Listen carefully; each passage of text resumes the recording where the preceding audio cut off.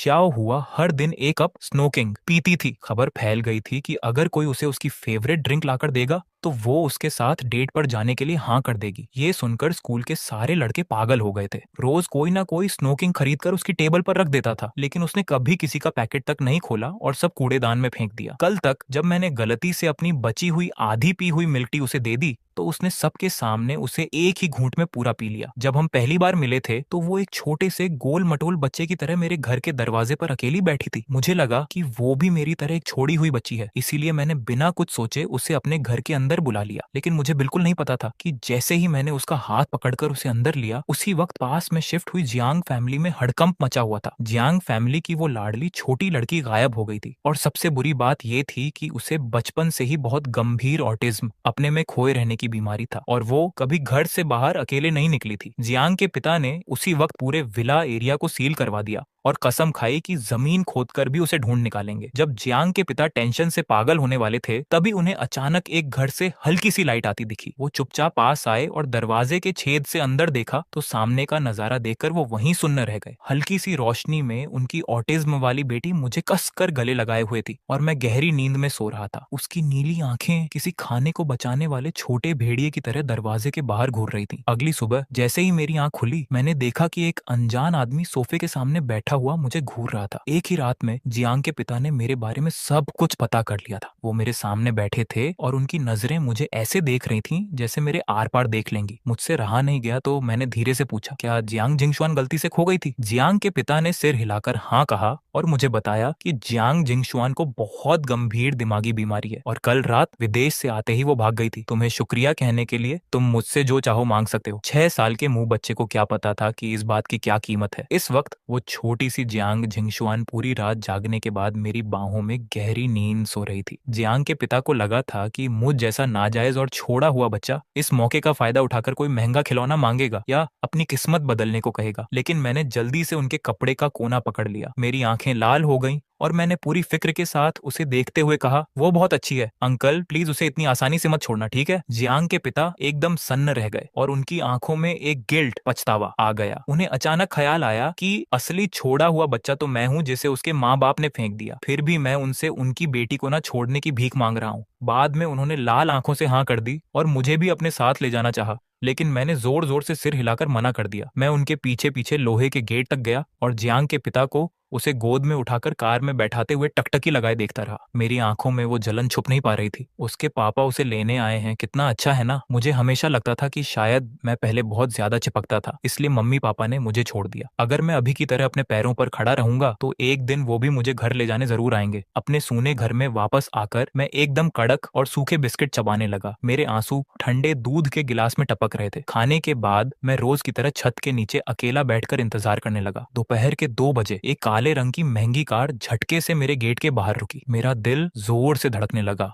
और मैं पागलों की तरह बाहर भागा। वो मम्मी पापा मेरे मुंह से निकलने ही वाला था कि मेरे गले में ही अटक गया। कार का दरवाजा खुला और अंदर से जियांग के पिता ही बाहर आए। उनके चेहरे पर बहुत ज्यादा टेंशन थी। उन्होंने मुझे एक झटके में पकड़ लिया और मेरे सामने घुटनों पर बैठकर मिन्नतें करते हुए बोले, बच्चे, अंकल की बेटी बहुत बीमार है, लेकिन वो किसी भी तरह इलाज करवाने को तैयार नहीं है। क्या तुम अंकल के साथ घर चलकर उसे समझा सकते हो? असल में जब जियांग जिंगशुआन की आंख खुली तो वो बहुत ज्यादा भड़क गई थी। वो किसी को खुद को छूने नहीं दे रही थी और चेकअप के लिए बिल्कुल नहीं मान रही थी। मुझे याद आया कि टीचर ने कहा था कि अनजान लोगों के साथ नहीं जाना चाहिए, लेकिन जब मैं सोच ही रहा था तभी जियांग के पिता ने कहा, उसकी माँ एक साइंटिस्ट है और काम की वजह से वो उसके साथ नहीं रह सकती। अगर जियांग जिंगशुआन का सही टाइम पर इलाज नहीं हुआ तो उसकी माँ शायद उसे कभी नहीं देख पाएगी और वो भी शायद अपनी माँ से कभी नहीं मिल पाएगी। ये बात किसी सुई की तरह मेरे दिल में चुभ गई। मैंने अपनी सारी हिचकिचाहट छोड़ दी और तुरंत सिर हिलाया। ठीक है अंकल, हम जल्दी चलते हैं। जियांग के पिता ने मुझे गोद में उठाया और तेजी से कार की तरफ भागे। 10 मिनट बाद कार एक बहुत बड़े विला के सामने रुकी। जियांग के पिता मुझे गोद में लेकर तेजी से चलते हुए एक भारी दरवाजे के सामने पहुंचे और मुझे नीचे उतारा। उन्होंने दबी हुई आवाज में मुझे फुसलाते हुए कहा, तुम खुद अंदर जाकर दरवाजा खोलोगे, ठीक है? मैंने सिर हिलाया, पूरी हिम्मत जुटाकर अपने छोटे हाथ बढ़ाए और उस भारी दरवाजे को जोर से धक्का दिया। कमरा एकदम अंधेरे में डूबा था, पर्दे पूरी तरह से बंद थे, कुछ भी दिखाई नहीं दे रहा था। मेरे पीछे जियांग के पिता ने माथा सिकोड़ा और इधर उधर देखने लगे, लेकिन मुझे जैसे कोई एहसास हुआ और मैं सीधा एक तरफ चलने लगा। कोने में वो आंखें मुझे ही घूर रही थी। मैं उसके सामने गया और एक स्माइल देकर बोला, क्या तुम लुका छिपी खेल रही हो? जब तुम ठीक हो जाओगी तो मैं तुम्हारे साथ खेलूंगा, ठीक है? अगले ही सेकंड बहुत सारे डॉक्टर्स कमरे में घुस आए और ठंडी मशीनों ने मुझे चारों तरफ से घेर लिया। मैं बहुत ज्यादा डर गया था और बिना सोचे जियांग जिंगशुआन की गोद में छुपने लगा। तभी कोने से एक बहुत ही घूरती हुई नजर मुंह पर पड़ी। मैं डर के मारे कांपने लगा। जियांग जिंगशुआन को तुरंत कुछ अजीब लगा। उसने झटके से अपने हाथ कस ली और मुझे बचाते हुए अपने पीछे कर लिया। उसकी नीली आंखें किसी छोटे भेड़िए की तरह उस तरफ खूंखार होकर घूर रही थी। वो उसका साइकोलॉजिस्ट, दिमाग का डॉक्टर था, इंडस्ट्री का सबसे टॉप एक्सपर्ट। इस वक्त वो मुझे ऐसे देख रहा था जैसे उसे कोई बहुत कीमती खजाना मिल गया हो। चेकअप का रिजल्ट जल्दी ही आ गया। जियांग जिंगशुआन को सिर्फ बुखार था। ड्रिप सलाइन से दवा धीरे धीरे गिर रही थी। उसमें नींद की दवा भी मिलाई गई थी, लेकिन फिर भी जियांग जिंगशुआन चैन से नहीं सो पा रही थी। जैसे ही मैं थोड़ा सा भी हिलता वो झटके से जाग जाती और हर किसी को एकदम अलर्ट होकर घूरने लगती। जियांग के पिता ने कई बार कोशिश की कि मुझे उसकी गोद से निकाल लें, लेकिन हर बार फेल हो गए। आखिर में जियांग जिंगशुआन ने मुझे किसी तकिए की तरह कसकर पकड़ लिया। तब जाकर उसने अपनी आंखें बंद की। मुझे वैसे भी बहुत ठंड लगती थी और वो किसी छोटे हीटर की तरह थी। उसकी गोद में मुझे बहुत गर्माहट मिल रही थी। बस एक ही दिक्कत थी कि उसने मुझे बहुत जोर से जकड़ रखा था। जियांग जिंगशुआन की माफी मांगने वाली नजरों को देखकर मैंने धीरे से सिर हिलाया और पता नहीं कब मैं भी सो गया। जब हम दोनों पूरी तरह से गहरी नींद में सो गए, तब जाकर जियांग के पिता ने चैन की सांस ली और चुपचाप कमरे से बाहर निकल आए। दरवाजे के बाहर वो साइकोलॉजिस्ट पहले से ही उनका इंतजार कर रहा था। जियांग के पिता ने उसके कुछ बोलने से पहले ही भारी आवाज में पूछा, तुम आखिर क्या सोच रहे हो? तुम्हारे पास कितने % चांस है? वो डॉक्टर अपनी एक्साइटमेंट को कंट्रोल नहीं कर पा रहा था। उसने सच सच बताया। उस छोटे लड़के के आने से पहले मेरे पास ज्यादा से ज्यादा सिर्फ 10% चांस था, लेकिन अब मैं पूरे भरोसे से कह सकता हूँ कि आपकी बेटी के ठीक होने के चांस 70% तक पहुंच गए हैं। 70%? जियांग के पिता की आंखें तुरंत चमक उठी, लेकिन डॉक्टर ने तुरंत एक और बड़ा सवाल दाग दिया, क्या छोटी मालकिन पहले कभी इस लड़के से मिली है? कभी नहीं। डॉक्टर पूरी तरह से हैरान रह गया और फिर मजाक करते हुए बोला, तो कहीं ये पिछले जन्म का कोई कनेक्शन तो नहीं है? जब मैं नींद से आधा जगा हुआ था तो असल में मुझे भूख लग रही थी, लेकिन जैसे ही मैंने आंखें खोली, मेरी नजरें सीधा उसकी नीली आंखों से टकरा गईं। ऐसा लग रहा था जैसे वो मुझे बहुत देर से घूर रही थी। मैंने अपनी नजरें सेट की और धीरे से पूछा, अब तुम्हें कुछ ठीक लग रहा है? जियांग जिंगशुआन ने कोई रिएक्शन नहीं दिया। मैंने किसी बड़े आदमी की तरह उसे समझाते हुए कहा, तुम्हारे पापा मम्मी तुमसे बहुत प्यार करते हैं, अच्छे बच्चे की तरह अपना इलाज करवाओ, अब मुझे घर जाना है। ये कहकर मैंने उसकी पकड़ से बाहर निकलने की कोशिश की, लेकिन मैं रत्ती भर भी नहीं हिल पाया। मैंने अपनी आंखें झपकाई और प्यार से फुसलाते हुए बोला, मैं अगली बार आकर तुम्हारे साथ लुका छिपी खेलूंगा। लेकिन जियांग जिंगशुआन ने एकदम जिद्दी होकर मुझे देखा और एक अजीब सी टोन में एक एक लफ्ज बोला, नहीं जाना, हम हमेशा साथ रहेंगे। बात खत्म होते ही उसने मुझे पकड़े हुए अपने हाथों को झटके से कस लिया। मुझे इतना दर्द हुआ कि मेरे आंसू निकल आए और आखिर में मैं फूट फूट कर रोने लगा, मम्मी पापा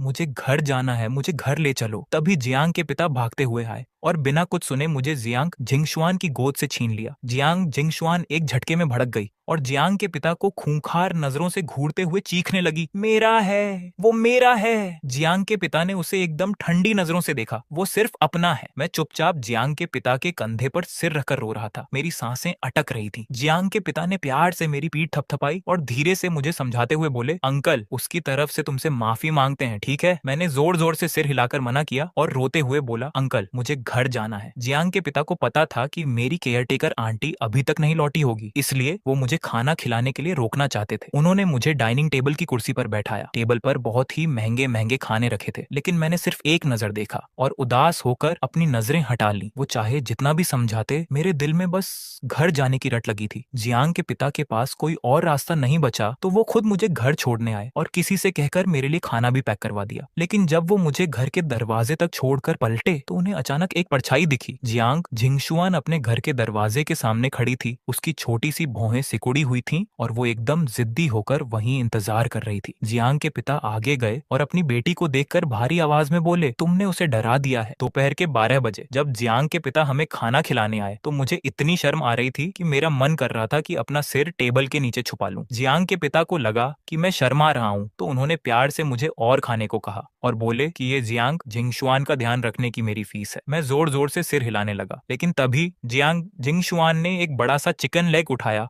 और एकदम एक्सपर्ट की तरह मेरे मुंह के पास ले आई। मैंने आंखें झपकाई और शर्म के मारे एक डकार ले ली। ये देखकर जियांग के पिता को सब समझ आ गया और उन्हें एक साथ गुस्सा भी आया और हंसी भी छूट गई। दोपहर को जियांग जिंगशुआन का दिमागी इलाज ऑफिशियली शुरू हो गया। डॉक्टर ने घास पर पिकनिक मैट बिछाई और वो मेरे जरिए जियांग जिंगशुआन को गाइड करना चाहते थे। मेरे होने की वजह से हालांकि उसे डॉक्टर अभी भी पसंद नहीं था, लेकिन उसने बहुत अच्छे से उसका साथ दिया। लेकिन मुझे नहीं पता था कि ये जो इतना प्यारा सा साथ दिख रहा था वो बस एक शुरुआत ही। पर बच्चों की एनर्जी आखिर कम ही होती है। थोड़ी देर खेलने के बाद मुझे इतनी तेज नींद आने लगी कि मेरी आंखें नहीं खुल रही थीं। मैं उबासी लेते हुए अपनी आंखें मलता रहा और पता नहीं कब जियांग जिंगशुआन के कंधे पर सिर रखकर सो गया। मेरे सोते ही जियांग जिंगशुआन का चेहरा एकदम सीरियस हो गया। वो मेरे एकदम पास आकर मुझे घूरने लगी। उसकी नजरें बर्फ की तरह ठंडी थीं। डॉक्टर ने देखा कि सेशन खत्म होने वाला है तो वो चुपचाप वहां से निकलने वाला था, लेकिन जियांग जिंगशुआन ने झटके से सिर उठाया और उसकी नीली आंखों ने डॉक्टर को वहीं लॉक कर दिया। वो ऐसी नजर थी जो किसी 7 साल के बच्चे की हो ही नहीं सकती थी। डॉक्टर के तो पसीने छूट गए और जब तक वो पूरी तरह से वहां से गायब नहीं हो गया तब जाकर जियांग जिंगशुआन ने अपनी नजरें वापस लीं। जब मैं नींद से उठा तो मैंने बिना सोचे उसका हाथ छोड़ दिया था। जियांग जिंगशुआन ने अपना माथा सिकोड़ा